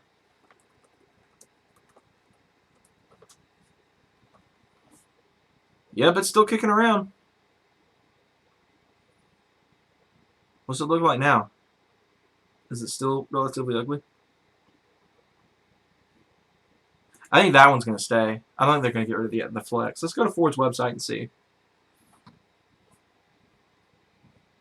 New cars, trucks, SUVs. Yeah, more like new trucks and SUVs. Let's see. What do they have listed on their website? Huh? Only gonna be trucks and Mustangs.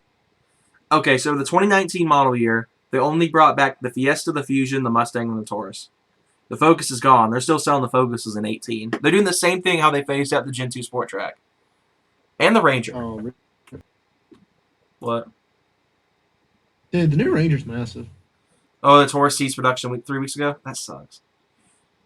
It sucks because they never gave it a chance after they brought it back. Like, the car hasn't changed since 2013. Like Michael's Taurus on the inside looked the exact same as the 2019. It sucks though. They're getting rid of all of them. They didn't sell. Huh? They didn't sell. Yeah, pretty much. Yep, the Flex is still around. And it was renewed for this year too. So these at least look halfway decent? No.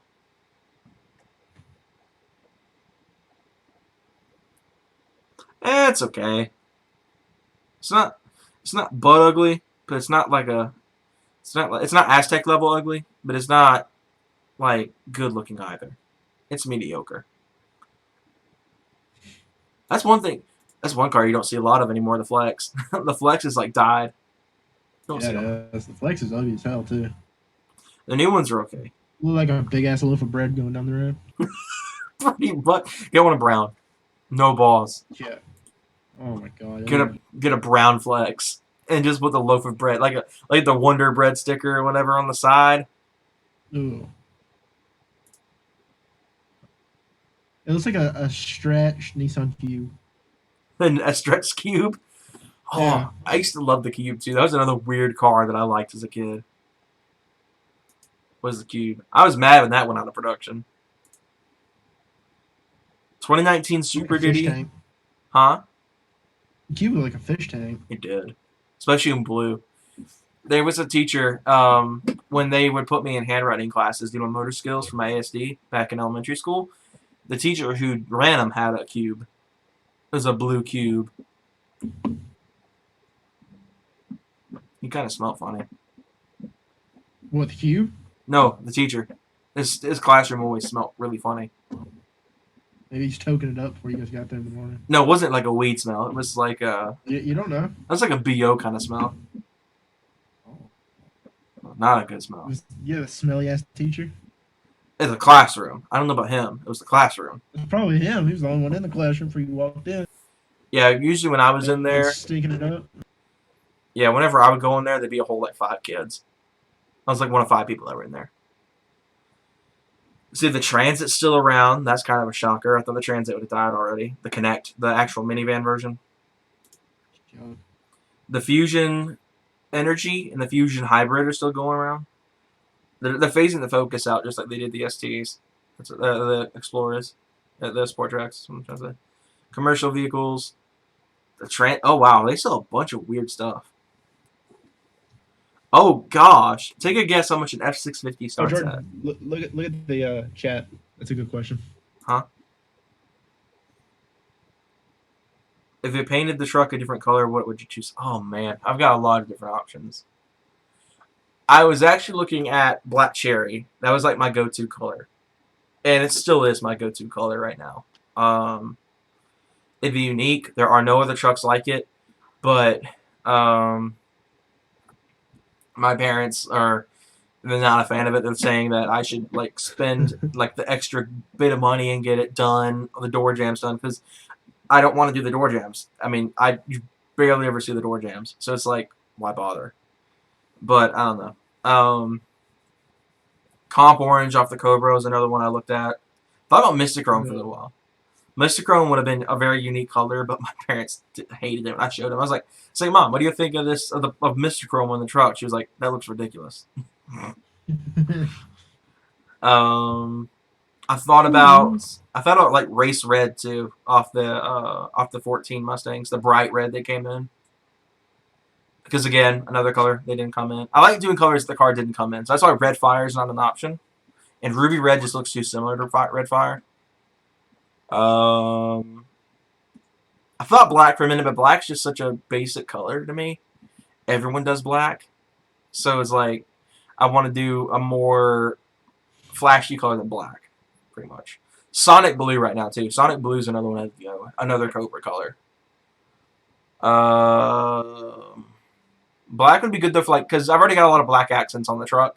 So if I went ahead and painted the rest of it black, it would look like sleeper-ish. It would look pretty good. But I don't know. I just don't know if I could do black. Myself, at least. That's another one I wanted to paint the truck for a little while. I briefly wanted to paint it Gotta Have It green. Briefly. Oh. But then I had that same thought that Hayden just said out loud. Oh. And I was like, never mind. God, they would like a big ass tennis ball rolling down the road. It looked like a big tennis ball. Yeah, they would like a fucked up tennis ball rolling down the road. Yeah, like I said, black's a good color for the trucks. I just don't want to run it. Because, Black's hard to keep clean. yeah, that and, I mean, Maybe. it's too similar to the blue it already is. Because the blue's already pretty dark. I don't know. I don't want it to have a like dark color like that, I guess. I mean, besides the black cherry, I really want to do like a bright color. Flashy, pretty much. Comp orange, I still think would look good. I don't even know if y'all have seen what comp orange looks like, but I'll try to pull it up somewhere. I just put it on my phone and put it up to the camera because I forgot how to use OBS, I guess.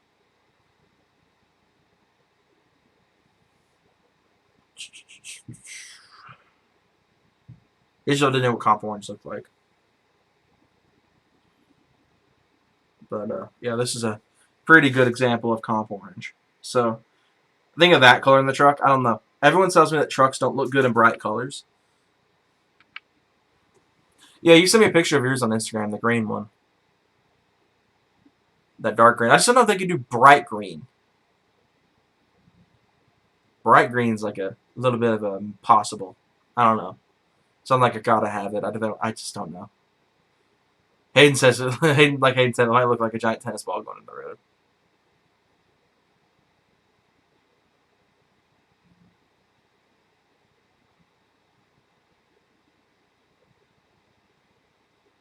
But I have pictures of my truck on your Insta. I don't know if you follow me or not. If you don't follow me already, follow me on there. Because I usually try to keep up with like the people that subscribe and stuff like that sometimes. I'm not perfect at it, but I try.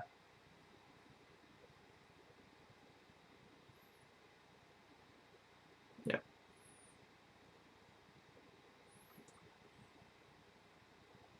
Side steps. I don't know. It depends what you're doing with it. If you're trying to get more ground clearance, then yeah.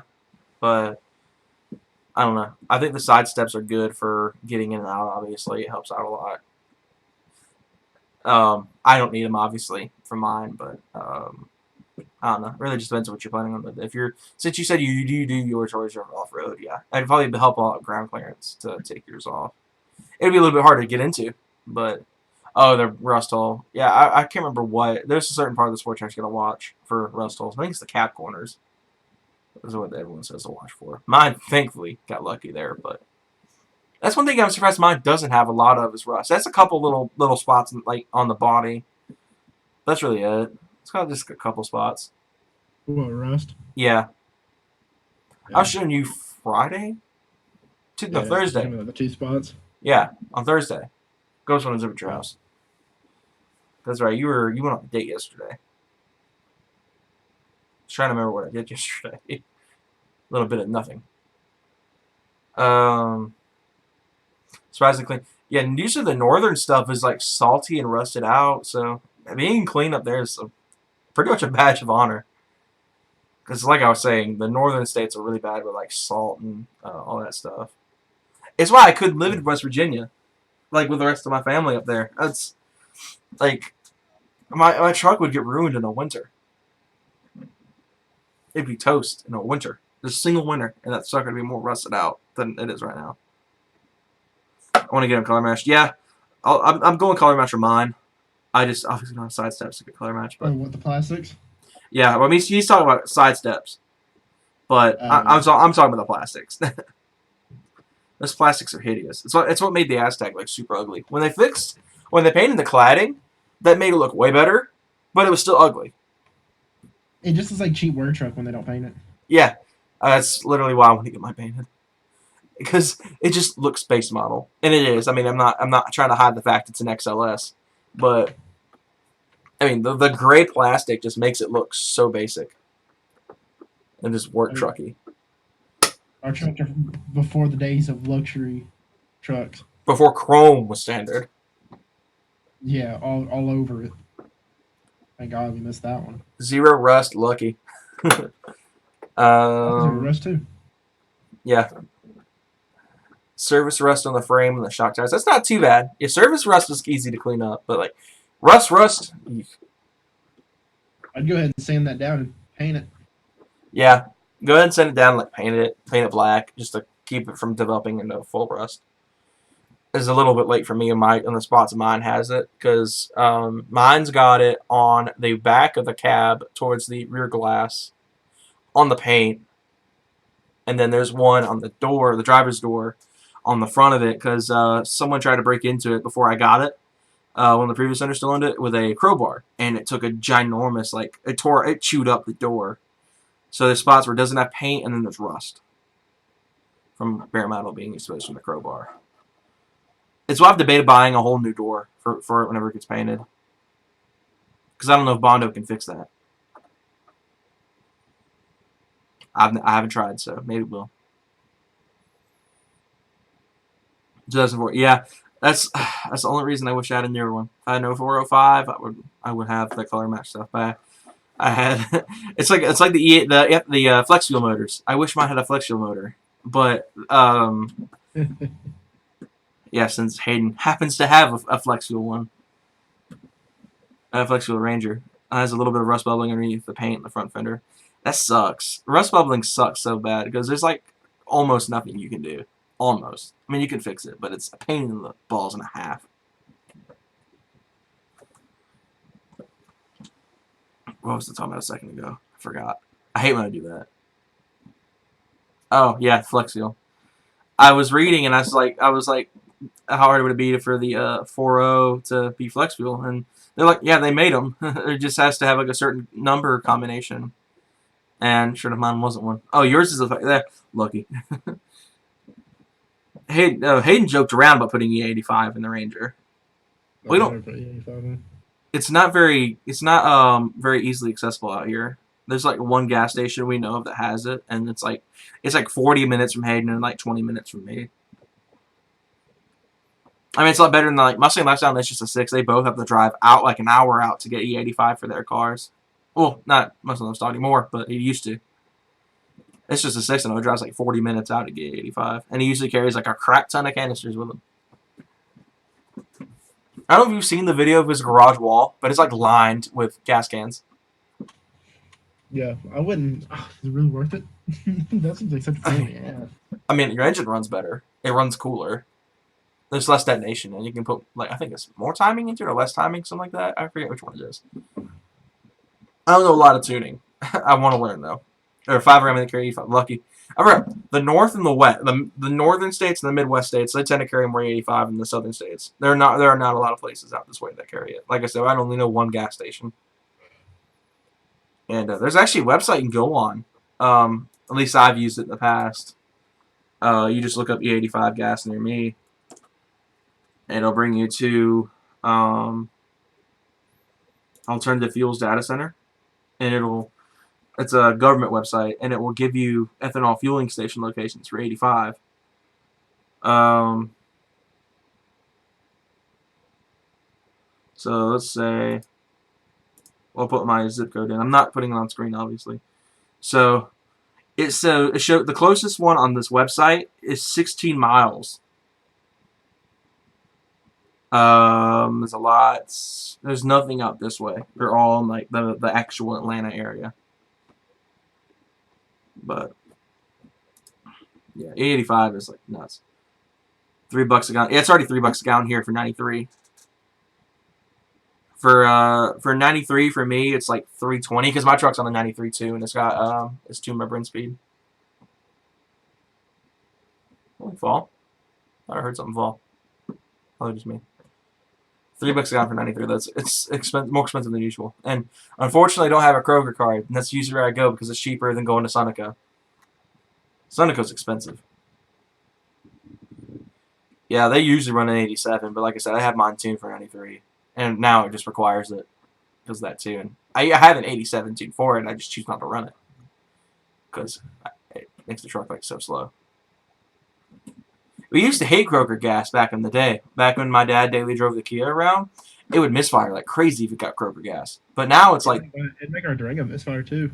That's right, because we used to live right on the street. So yeah, my mom's gray van didn't like it. The purple van didn't like it. The Kia didn't like it. When I first got the truck, it didn't like it, but it hates Sunoco more. where I had that misfiring problem like last year, it would misfire more if it ran on Sunoco than it did if it ran on Kroger. That's part of the reason why I stopped going to Sunoco. Sunoco is more expensive and it made my truck run like hot garbage. 4.0s and misfires. They go hand in hand. That should be in one of those feeling cute challenges. I had a neutral drop to get home. Yikes. The only time I had my fuel filter was clogged. So every once in a while, if I would go from empty to a full tank, the truck wouldn't start. So I'd just sit there holding the key, and once it would get started, I had to like rev it like crazy to get it to run. And literally, I haven't had a problem with that since because I put the fuel filter in, and it's been fine ever since. It starts every time. But it was that clogged. I wish we still had it because I'd love to like put water through it and see if it would flow. I mean, that sucker must have been backed up to making it hard to start like that. We did that the same day. We did that the same day we did the spark plugs in mine. It topped out of 40 was back Friday night, Chris. Oh, Hayden, you want to go over the story about what happened the day we did the basketball video? Oh, your truck started running like absolute shit. Yeah, that was fun. So what happened is, my dad carries a can of 87 around. We used it for the lawnmowers because all of our lawnmowers run in 87.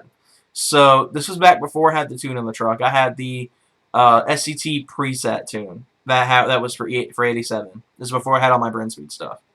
So we went and played basketball one day. It was me, Hayden, and Kaysen, and we got back to my house. We were gonna go visit Brandon and go swim in his pool. So we came back to my house so I could get my swimming stuff, my swimming gear. And I was low on gas. So I was like, okay. So I went and grabbed that can, put maybe a gallon or two in there. And the moment I crank the truck, it starts like loping like it's cammed, and it's just shooting black smoke. It was running like absolute crap, and I don't know why. But I was like, well, that's weird. So I shut it off, sat there for a minute, and turned it back over and cranked it, and it was running perfectly fine. But Kaysen has it on video, I think. No, did Kaysen record it? I don't think so. Because I remember it happening, and you were both like, holy crap. But it sounded like it was chopping like an LS. Yeah, it sounded like my Mustang. Yeah, Hayden's Mustang was... that's a fun story. But, I guess it's been almost 2 hours. It's getting late, so... Hey, do you have anything you want to add to the live stream before we go off for the night? C7 is better than the C8, confirmed. There we go. But what about C6? Is C6 better than C7? No. Is C5 better than C7? No. So you hate it people make fun of the Cobalt steering wheel, and that's the first jab you go to. Well, we're talking about the C7. Man, you really don't like the Cobalt steering wheel, huh? No, I hate parts bin items. Oh, don't even get me started. Do it. That's a different rant for a different day, but Yeah, well, I won't get into it this live stream. That could be a good video, though. 4 trucks. That could be a good video, Hayden. Parts band. That's Yuck. perfect idea. We need to do a video where we see how similar the Ranger and the Sport Track are. Like what parts are directly taken from the other. Because we could have a laundry list of stuff. Copy and paste truck. Yeah. The reason the truck is a thing is the Crew Cab Ranger would meet to over regulation. Yeah, that was literally the Sport Track's demographic when it was first introduced, was the fact that the Ranger wasn't a crew cab. So they were like, oh, Sport Track. I don't know why they did that. They could have just done a Crew Cab Ranger. I didn't understand why they did that. Didn't they have a crew cab like What'd you say, Hayden? Didn't they have a crew cab S10 4-door? Yeah, the S10 and the Sonoma, the Sonoma were both 4-door trucks. They both had crew I cab. never know variants. why they didn't do that with the Ranger. Good question for Ford. Maybe that was their plan all along to introduce the Sport Track. Maybe. But anyway, guys. Go. Oh, it wouldn't meet rollover regulations. That's what it was. Because Europe had a crew cab Ranger during the time period our trucks were built. Mm-hmm. But they wouldn't meet rollover regulations. Ironic, isn't it? Of course they couldn't meet rollover is. But God. All right, guys, we're going to wrap it up for the night, though. Thank you guys again for tuning in, all of you guys that came in while we were doing the stream. Hope you guys enjoyed it. We're going to try to start doing these again. We're going to try to start doing these again every week to kind of replace the Saturday upload, since we haven't done a Saturday upload in what feels like ages. So we're going to try to start doing live streams on Saturday. We're going to try to keep like fresh stuff going, especially since the Cafe Not Tame podcast hasn't been doing too well. So we're gonna try to start replacing it with these Roast Tires live stuff. Next week we're gonna do a video primarily on the C8 because that was originally planned for this week. It was originally Tuesday's video. Then I picked on Dodge a little bit too much, so I was like, okay, we're just gonna redo it. So Thursday we did the C8, or we were planning on doing the C8. Then the Equinox came up. And so the C8 video come next week. When will the header install video come out? That's what I'm worried about too. I have the box still. They're still sitting in my floor. I just need to get a weekend set up with my dad where we can tear that sucker apart because I've heard it's a pain in the balls to do in those trucks. But it is coming. It is coming. I just need to get dates set up. But anyway, C8 video coming next week. We're going to try to set up this video tomorrow that we just came up with on stream for you guys, of the similarities between the Ranger and the Sport Track. So, yeah. So, hope you guys enjoyed the stream. Thank you guys so much for coming in. I really appreciated all the support. And we will catch you guys later on. Oh, Instagram, 1Low 4.0. And we will catch you guys later. Thank you guys again for tuning in.